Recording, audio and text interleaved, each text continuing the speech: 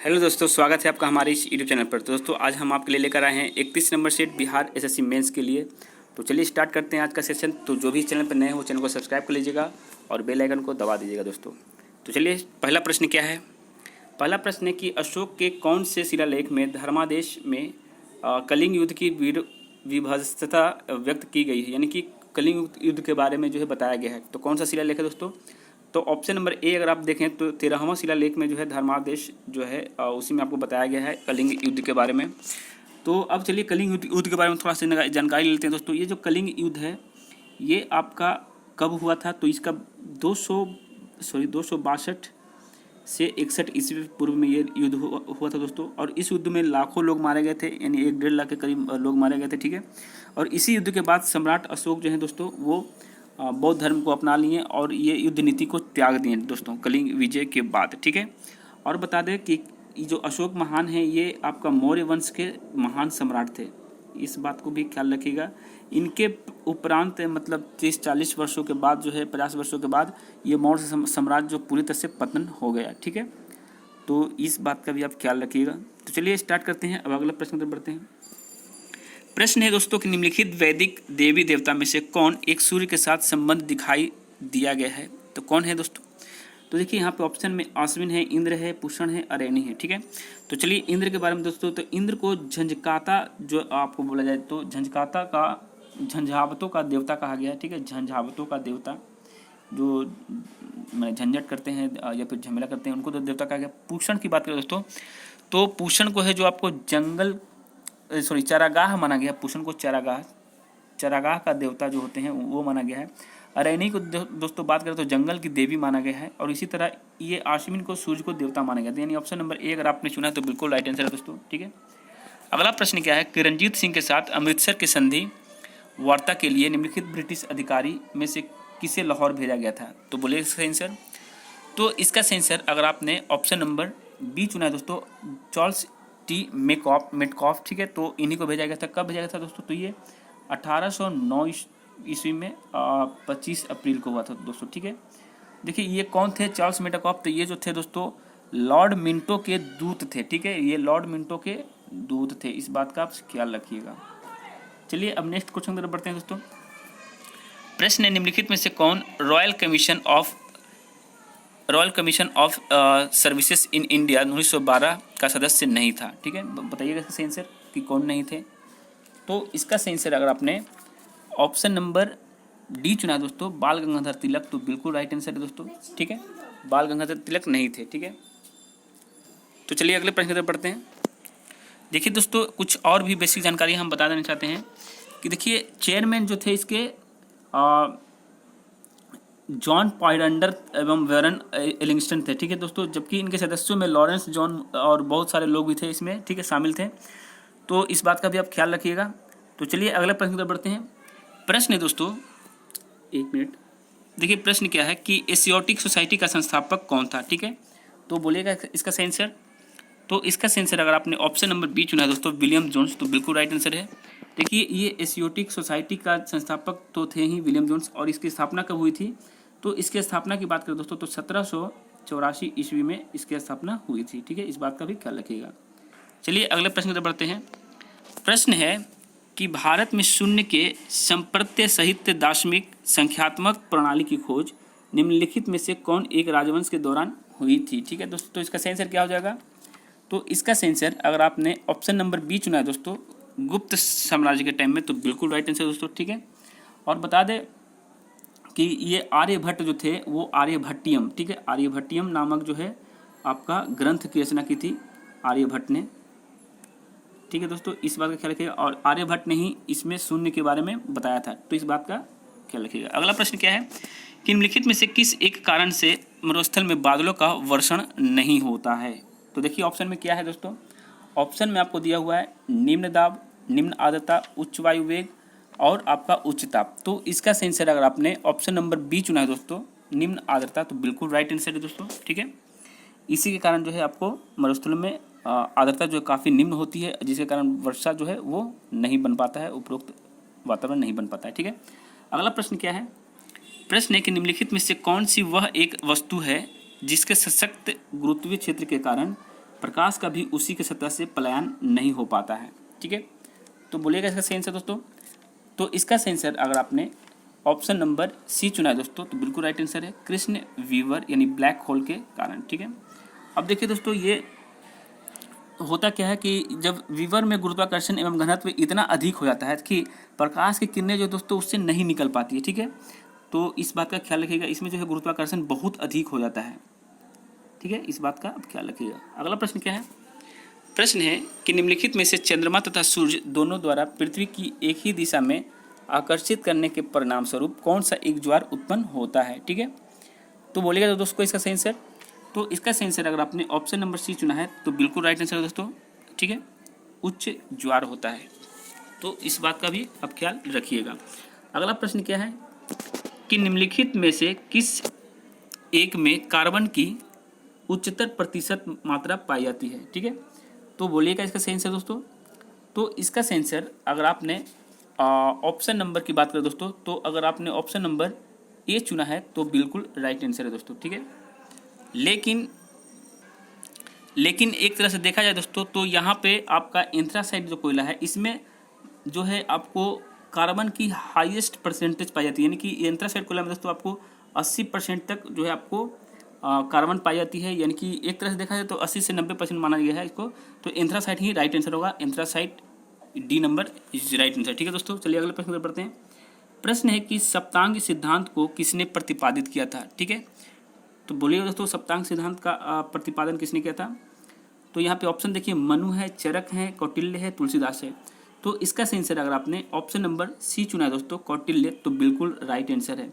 कौटिल्य जो थे दोस्तों सप्तांग सिद्धांत दिया था, जिसमें से क्या होता कि राज्य मैंने जो 7 सिद्धांत थे वो कौन कौन थे दोस्तों। तो देखिए, राज्य था, स्वामी, आमत्य थे, जनपद थे, दुर्ग थे, कोष थे, दंड थे एवं मित्र तथा नीति थे। ठीक है दोस्तों, इस बात का आप ख्याल रखिएगा।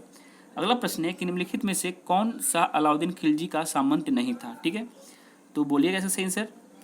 तो इसका सही आंसर अगर आपने ऑप्शन नंबर ए चुना है, आइन उल मुल्क मुल्तानी, तो बिल्कुल राइट आंसर। ये जो था जफर खान और नुसरत खान अलाउद्दीन खिलजी के सेनापति थे। ठीक है, इस बात का आप ख्याल रखिएगा, यानी इसका ये सेनापति था दोस्तों। चलिए अगले प्रश्न की तरफ बढ़ते हैं। प्रश्न है कि दिसंबर 1916 में लखनऊ समझौते में निम्नलिखित नेताओं में से किसकी प्रधानता रही। ठीक है, तो बोलिएगा इसका सही आंसर। तो देखिए दोस्तों, इसका सही आंसर अगर आपने ऑप्शन नंबर बी चुना है, बाल गंगाधर तिलक, तो बिल्कुल राइट आंसर। देखिए, बाल गंगाधर तिलक जो है वो पुनः कांग्रेस में शामिल हुए थे 1916 में ही। ठीक है, और इसी अधिवेशन में कांग्रेस का मुस्लिम लीग के लिए संयुक्त कार्यवाही के रूप में समझौता हुआ था। ठीक है, चलिए अगले प्रश्न पर बढ़ते हैं दोस्तों। प्रश्न है कि भारत में कौन से क्षेत्र में सुल्तान जिन उल अबदीन का शासन था। ठीक है, तो बोलिएगा इसका सही आंसर दोस्तों। तो इसका सही आंसर अगर आपने ऑप्शन नंबर सी चुना है, कश्मीर, तो बिल्कुल राइट आंसर। देखिए, 1423 ईस्वी से लेकर के 1474 ईस्वी तक, ठीक है, इनका जन्म और मनन का क्रिया हुआ है, और यही शासन किए थे दोस्तों आपका वहाँ पे। और राजतरंगिणी द्वितीय जो थे इसके महान शासक होने का वर्णन जो है मिलता है इनके बारे में। ठीक है, तो कश्मीर से ये थे कौन, सुल्तान जिन उल अबदीन। ठीक है, अगला प्रश्न है कि निम्नलिखित धर्मों में से किस एक को राष्ट्रकूटों का समर्थन प्राप्त था।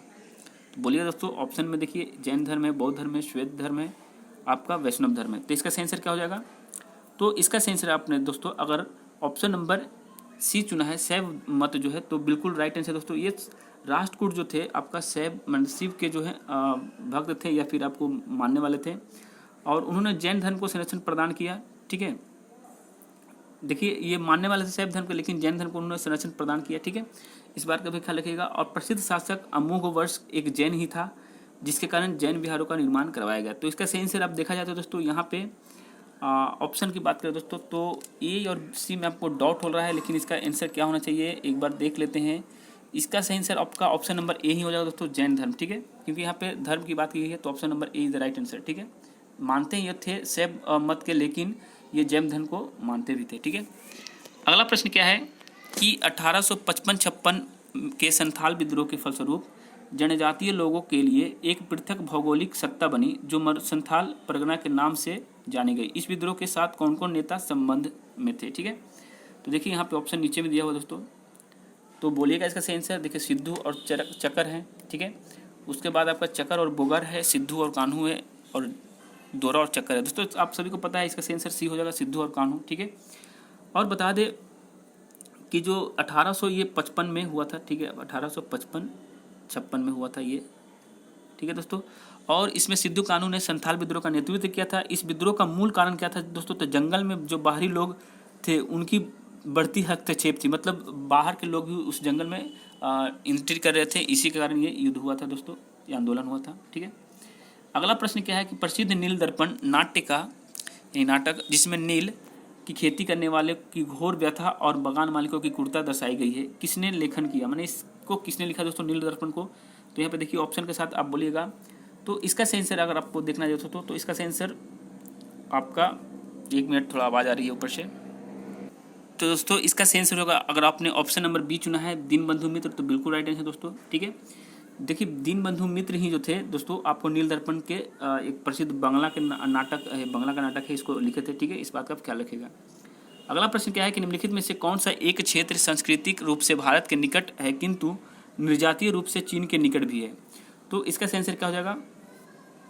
इसका सेंसर अगर आपने ऑप्शन नंबर की बात करें दोस्तों, तो देखिए यहाँ पे अगर आपने ऑप्शन नंबर डी चुना है दोस्तों, दक्षिण पूर्व एशिया, तो बिल्कुल राइट आंसर है दोस्तों, ठीक है। देखिए दक्षिण पूर्व एशिया सांस्कृतिक रूप से भारत के निकट है, जबकि निर्जातीय रूप से इसका संबंध चीन से है, इस बात का आप ख्याल रखिएगा, ठीक है। चलिए अगले प्रश्न की तरफ बढ़ते हैं दोस्तों। प्रश्न है कि साल वृक्ष किसकी प्ररूप जाति है, ठीक है, तो बोलिएगा इसका सेंसर। तो इसका सेंसर अगर आपने ऑप्शन नंबर ए चुना है दोस्तों, तो बिल्कुल राइट आंसर दोस्तों, उष्णकटिबंधीय वर्षावन, ठीक है। तो देखिए ये जो है नेपाल, भारत और बांग्लादेश में पाया जाता है दोस्तों, उष्णकटिबंधीय वर्षावन जो है आपको नेपाल, भारत और बांग्लादेश में पाया जाता है। अगला प्रश्न है कि सौर प्रकाश में सर्वाधिक सामान्य प्रकार की विकिरण ऊर्जा जो मनुष्यों में त्वचा की धूप ताम्रता का कारण होता है क्या कहलाती है, ठीक है। तो आप सभी को पता है दोस्तों, ये पैरावैगनिक कहलाती है, यानी कि अल्ट्रा वायलेट जो है वो रे कहलाती है, ठीक है। और यही जो आपको ये सूर्य से निकलती है, इसका मुख्य स्रोत आपको सूर्य से ही है, और ये जो आपको आपके जो स्किन को उसको डैमेज करती है, ठीक है, इस बात को ख्याल रखिएगा।